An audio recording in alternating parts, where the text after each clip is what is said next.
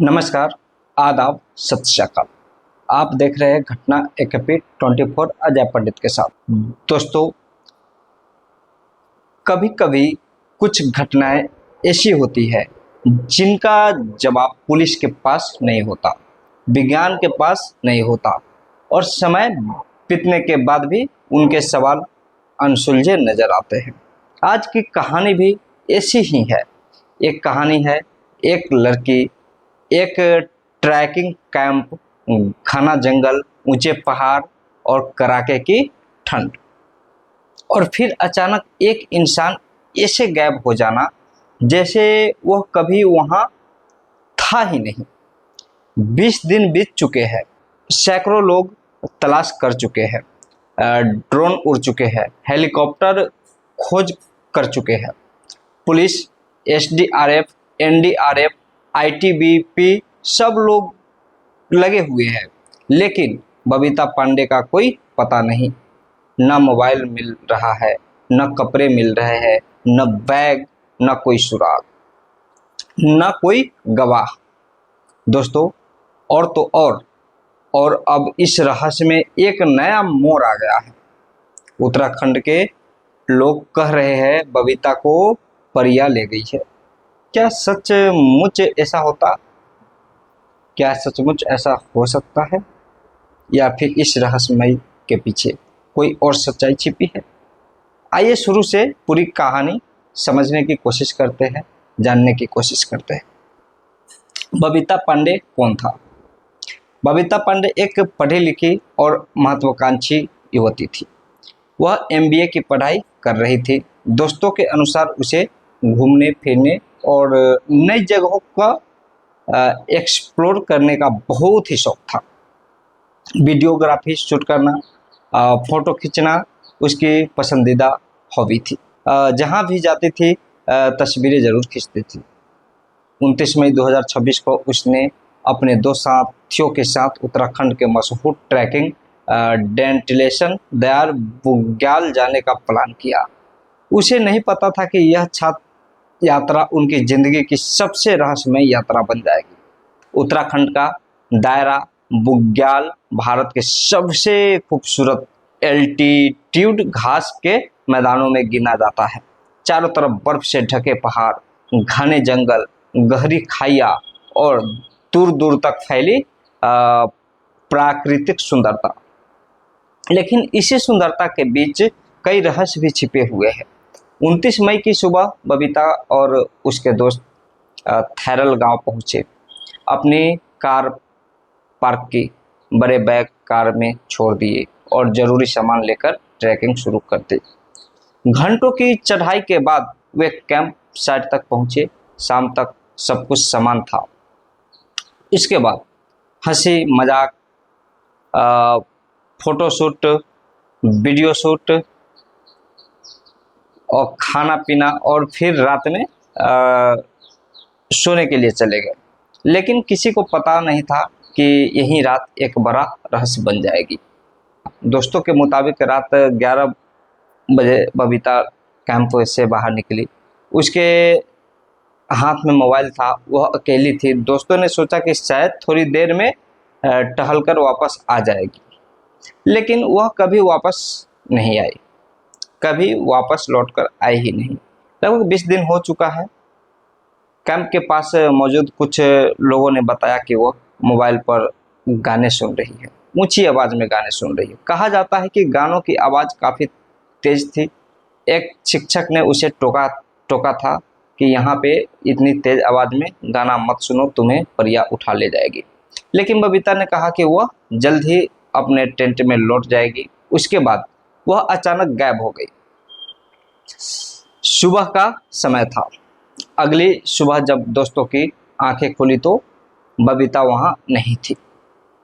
पहले उन्होंने आसपास खोजा, आसपास देखा, इधर उधर देखने की कोशिश की, फिर कैंप पूरे यानी आसपास में पूछा, तलाश किया, और लेकिन वहां नहीं मिला।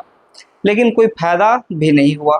घंटे बीतते चले गए। धीरे धीरे सभी को समझ आ गया कि कुछ गलत हो चुका है, कुछ न कुछ तो हुआ है। अब बबीता को खोजने की तलाश स्टार्ट कर दिया, इधर उधर भागना दौड़ना चालू कर दिया। पुलिस को सूचित कर दी गई और शुरू हुआ विशाल सर्च ऑपरेशन। पुलिस अपना अपना सर्च करना स्टार्ट कर दिया। वहाँ पे स्थानीय police, SDRF, NDRF, ITBP, one विभाग यानी स्थानीय ग्रामीण लोग, चरवाहे यानी उसमें ड्रोन वगैरह वगैरह भी शामिल किया गया था, हेलीकॉप्टर से भी खोजा गया, सबको लगा दिया गया था। कई दिन तक पहाड़ों की खाक छानी गई, गहरी खाइयों में रस्सियों के सहारे उतरकर खोजी गई, झीलों में गोताखोरों के द्वारा खोजी गई, घने जंगलों को खंगाला गया, लेकिन कुछ नहीं मिला, एक भी सुराग नहीं। पुलिस अधिकारियों के अनुसार इतने बड़े सर्च ऑपरेशन के बाद भी कोई सबूत न मिला। बेहद असामान्य है दोस्तों। क्या कोई जंगली जानवर हमला कर सकता था? कुछ लोगों के अनुमान लगाया जा रहा है कि शायद किसी जंगली जानवर ने हमला किया हो, लेकिन इस थ्योरी में भी कोई सवाल है। अगर हमला हुआ तो कपड़े मिलते, खून के निशान मिलते, संघर्ष के निशान मिलते, लेकिन ऐसा कुछ नहीं मिला। इसलिए यह संभावना कमजोर होती दिखाई दे रही है। क्या यह किडनैप की कहानी थी? क्या ये किडनैप हुई थी? परिवार को शुरू में लगा कि शायद बबीता का अपहरण हो चुका है, लेकिन 20 दिन बाद भी कोई फिरौती की कॉल नहीं आई, कोई धमकी की कॉल नहीं आई, कोई संदेश नहीं आया। किडनैप के मामलों में अपराधी जल्द संपर्क करते हैं, यानी फिरौती मांगने की कोशिश करते हैं, फिरौती मांगने का प्रयास करते हैं। यहाँ ऐसा कुछ नहीं हुआ, इसलिए पुलिस इस एंगल को भी पूरी तरह मजबूत नहीं मान रही। या तो दोस्तों पे तो शक नहीं है, कहीं वो मार उड़ के फेंक न दिया हो। हर रहस्यमय मामले में सबसे पहले नजर उन लोगों पर जाती है जो आखिरी बार लापता व्यक्ति के साथ थे। पुलिस ने बबीता के दोनों दोस्तों से लंबी पूछताछ की, उनकी कॉल डिटेल निकाली, लोकेशन ट्रैक की, सीसीटीवी फुटेज देखी, यात्रा के हर चरण की जांच की गई, लेकिन अब तक कोई ऐसा सबूत नहीं मिला जिससे उन पर सीधा आरोप लगाया जा सके। परियों की देश की एक कहानी सुनाते हैं दोस्तों, और यहीं से शुरू होती है उत्तराखंड की सबसे रहस्यमय लोक कथा। उत्तराखंड में एक पहाड़ है जिसे परियों का देश कहा जाता है।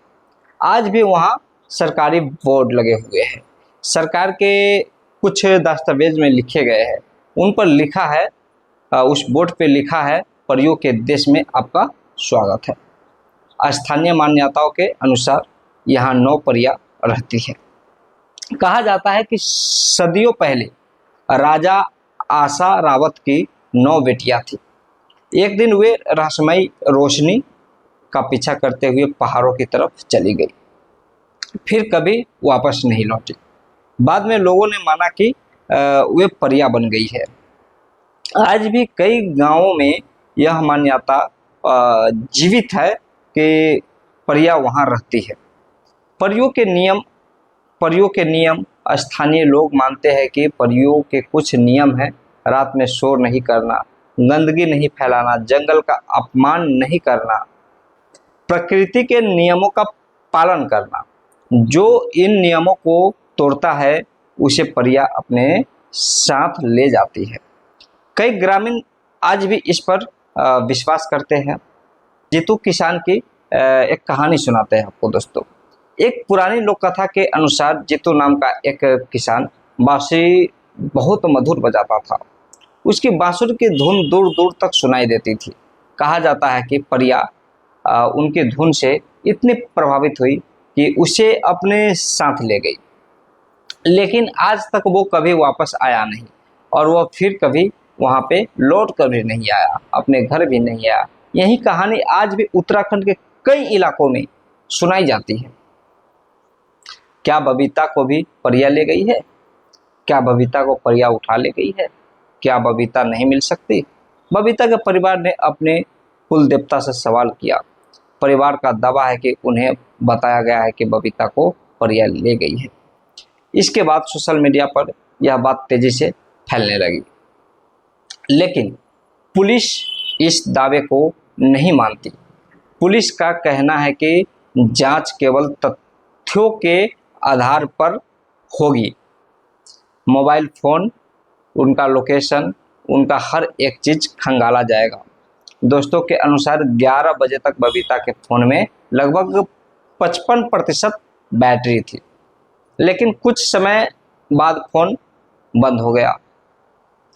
पुलिस अब फोन की अंतिम लोकेशन का पता लगाने की कोशिश कर रही है, क्योंकि अगर फोन की लोकेशन मिलती है तो जांच को नई दिशा मिल सकती है।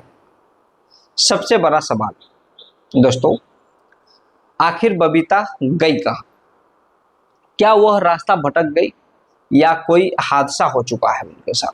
क्या किसी ने उसे नुकसान पहुंचाया या फिर कोई ऐसा रहस्य है जिसे अभी तक कोई समझ नहीं पाया? 20 दिन बाद भी यह सवाल जस का तस खड़ा है। निष्कर्ष दोस्तों, यह कहानी केवल एक गुमशुदगी की कहानी नहीं है, यह उम्मीद, रहस्य और इंतजार की कहानी है। क्या परिवार आज भी अपनी बेटी का इंतजार कर रहा है? एक माँ हर दरवाजे की ओर देखती है, एक भाई हर फोन कॉल पर उम्मीद करता है कि शायद आज कोई अच्छी खबर मिले, और पूरा देश जानना चाहता है कि आखिर बबीता पांडे उस जंगल से गई तो गई कहाँ, उस पहाड़ी से कहाँ खो गई। हम भी यही दुआ करते हैं कि बबीता जल्द से जल्द सुरक्षित मिले। अगर आपको यह वीडियो पसंद आया हो तो लाइक करें, सब्सक्राइब करें, और तो और दोस्तों, घटना AKP चैनल को सब्सक्राइब करना बिल्कुल ना भूलें। धन्यवाद। जय हिंद दोस्तों।